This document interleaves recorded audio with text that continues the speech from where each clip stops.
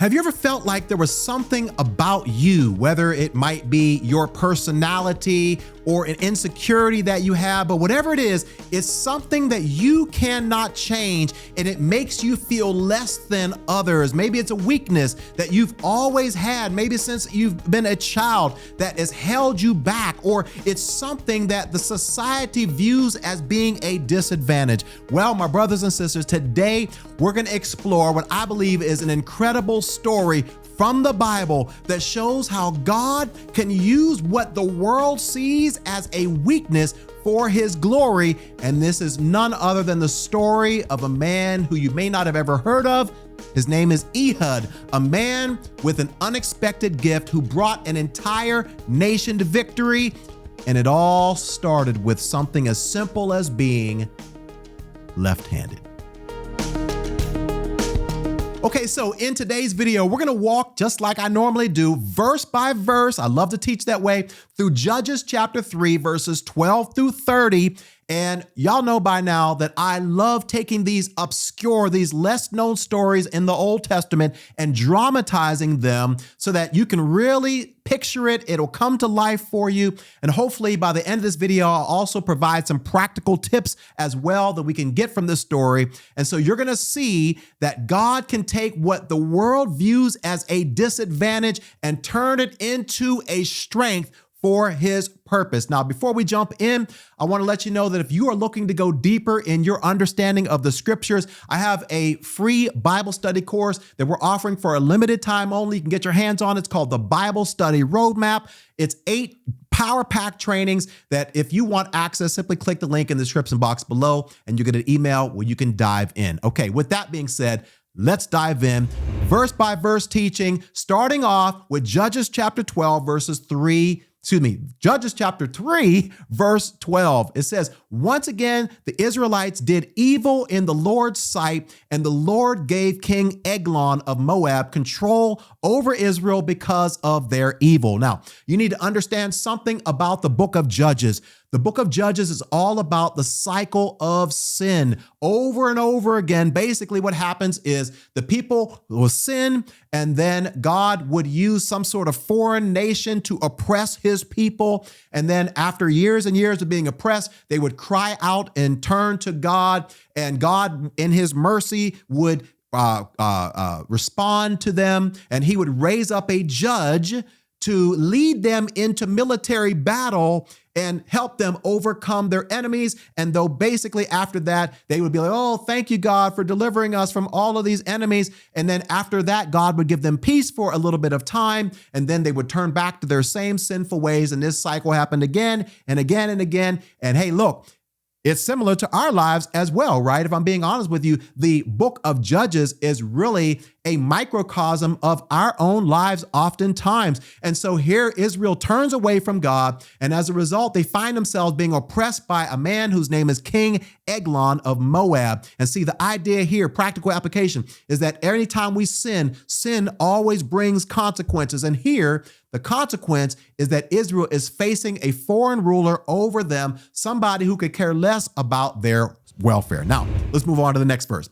It says here, Eglon enlisted the Ammonites and Amalekites as allies, and then he went out and defeated Israel, taking possession of Jericho, the city of palms. And so basically, Eglon is like, hey, I'm going to go and get a couple of other nations, and we're going to form a coalition, and we're going to now gang up and bully up on God's people. They're going to seize Jericho, which was basically a vital and symbolic city, and the Israelites are basically crushed under the weight of this powerful coalition, this powerful alliance, showing us that when we stray away from God, the forces that come against us can oftentimes feel overwhelming. Now, the next verse, Judges chapter 3, verse 14. And the Israelites served Eglon of Moab for 18 years. I want you to imagine this. 18 years of suffering, 18 years of trial, 18 years of disappointment, discouragement, frustration, wondering what God is doing. Israel has now been under oppression for almost 2 decades. You see, sometimes when you and I make bad choices, we don't feel the effects immediately, but prolonged disobedience can oftentimes lead to extended periods of hardship in our lives. Next verse. But when the people of Israel cried out to the Lord for help, see, that was their cycle. They got in trouble, and they only cried out to the Lord for help whenever they were in trouble. And God could have been like, hey, y'all on your own, right? But instead, God, it says here, the Lord again raised up a rescuer to save them. His name was Ehud, son of Gera. And here is the phrase, a left-handed man of the tribe of Benjamin. I want you to note that in your Bible.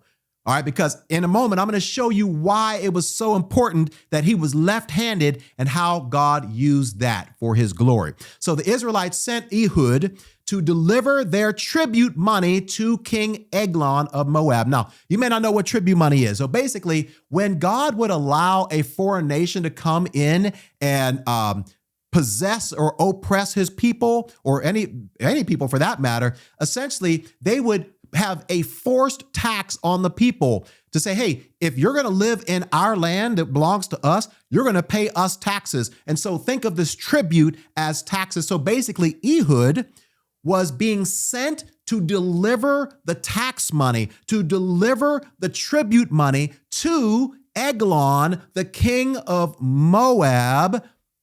And he was a left-handed man from the tribe of Benjamin. This is where it gets interesting. He was chosen by God. Now, in our culture, left-handedness really doesn't make that big of a deal, right? You could be left-handed, right-handed, doesn't matter. But in this culture, left-handed wasn't just being unusual. It was oftentimes seen as a weakness or even a deficiency, because the right hand was the dominant hand. The right hand symbolized power and authority. The left hand, by contrast, in this society was considered less skilled and even associated in some cultures as impurity. But God chose to use Ehud's left-handedness as the key to his plan for delivering Israel. And you're going to see how this plays out in just a moment. Now, even more fascinating is that Ehud was from the tribe of Benjamin, a name that literally means what? Son of the right hand. See, the irony is clear. God uses a man from the right-hand tribe who happens to be left-handed. So already we're seeing how what the world may call a weakness, God can call his secret weapon. So it says next.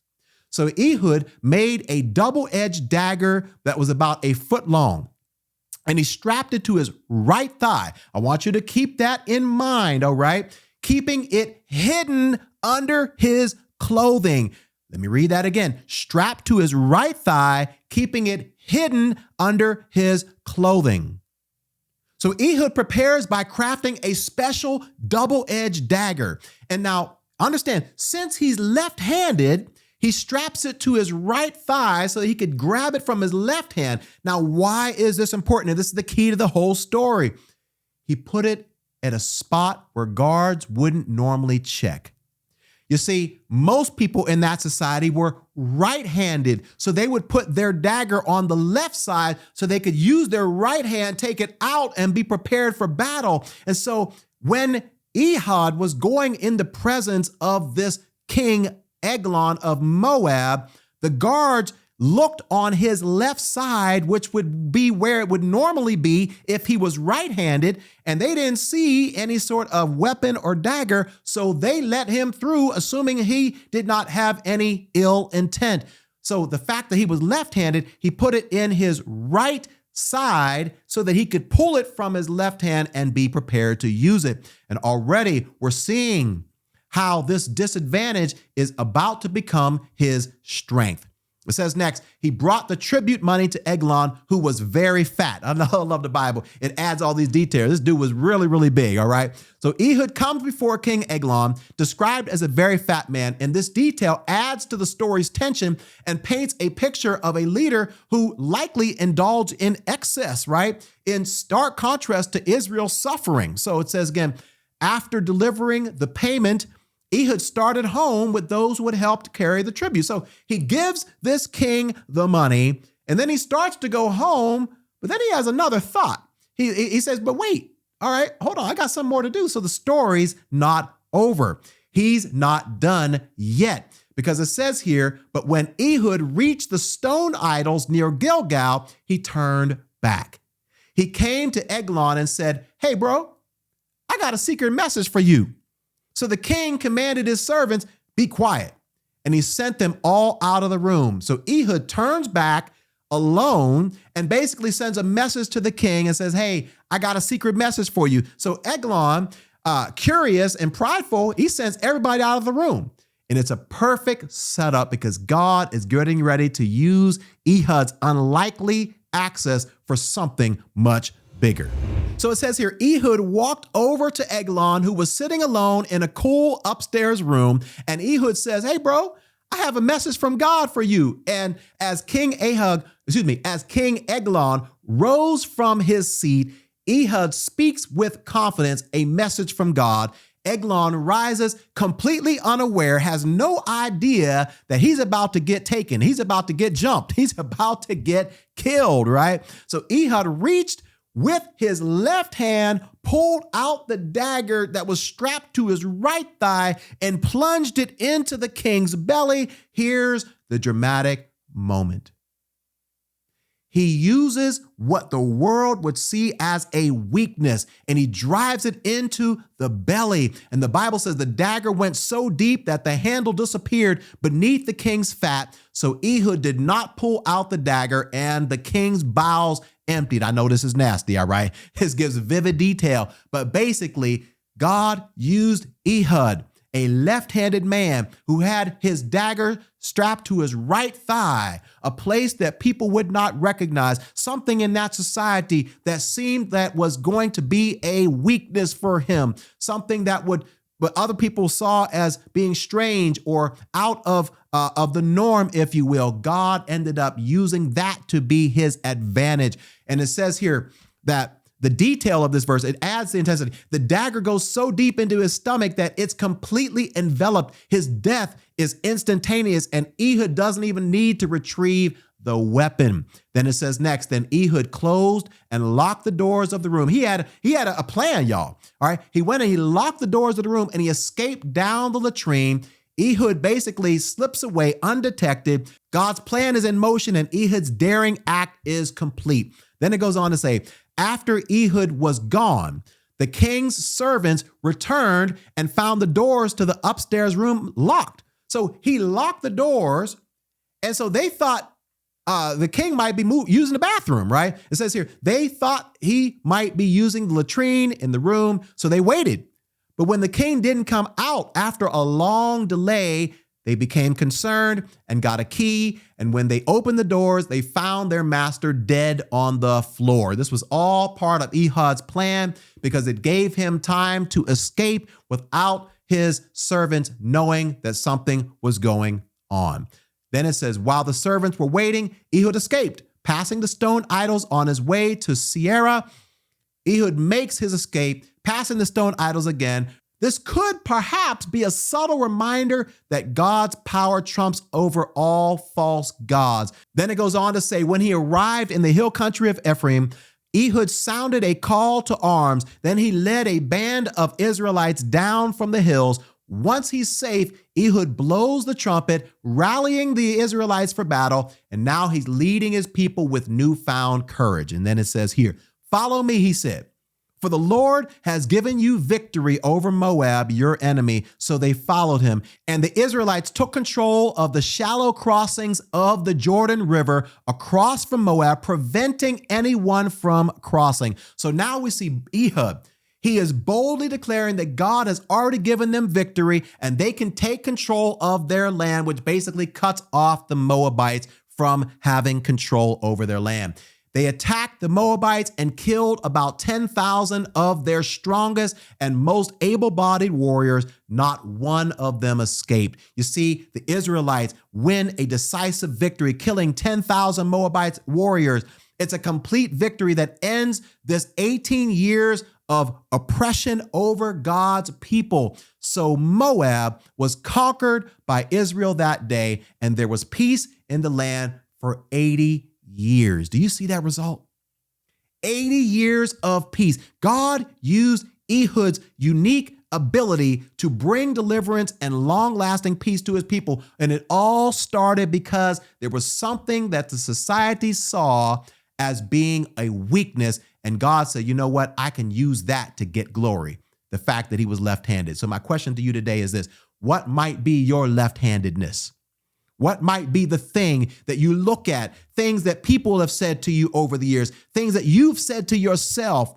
This is a weakness. This is going to hold me back. This is going to be something that if I'm not able to do better with this or improve this, this will be an issue in my life that's going to hold me back in life. It's going to hold me back from serving God. Let me give you a few personal examples from my life, and then we'll be done. All right, some of you may not know this. Most of you probably don't know this, but whenever I was in elementary school, I was diagnosed with the slowest reading rate in my class, all right? The slowest reading rate. Now, I could read easy. That wasn't the problem.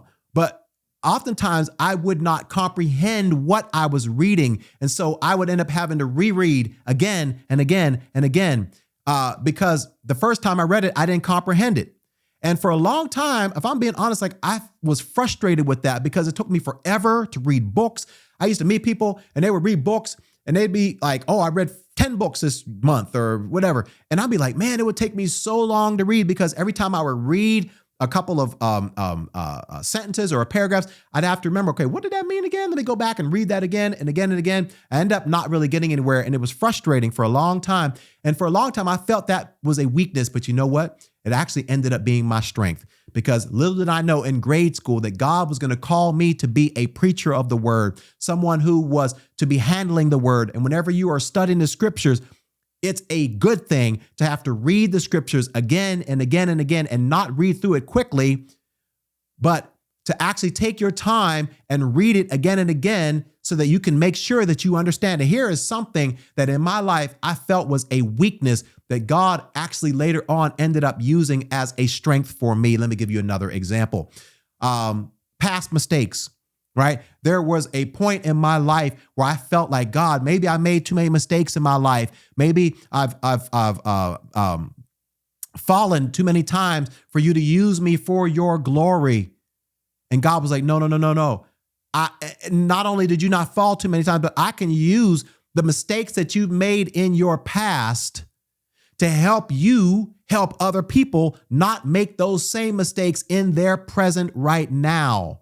So whatever you felt may have been a weakness in your life or a disadvantage, I can use it for my glory and for your good. And there's a few other ones, maybe being introverted, right? Because oftentimes the world might see people as introverted as being like shy or weak or not outgoing or not, you're not outspoken. And this might be something about your personality that you're like, man, I wish I could change. I wish I could be more like other people. I wish I could be the life of the party, whatever, but not realizing that God may have given you that introverted personality so that you can be better at listening to people and better at counseling people, whether it's formally or informally. God can use whatever you feel is your greatest disadvantage to get glory out of it.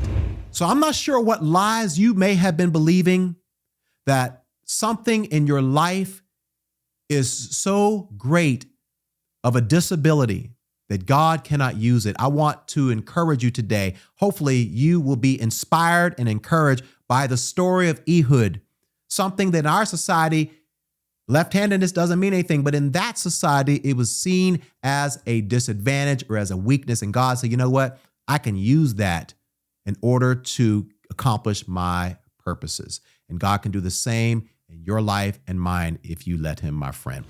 Don't forget, if you want to go deeper in your understanding of the scriptures, I've got a course that we're offering completely for free for a limited time. It's called the Bible Study Roadmap. Check it out. Link in the description box below. Get your copy today while it is available.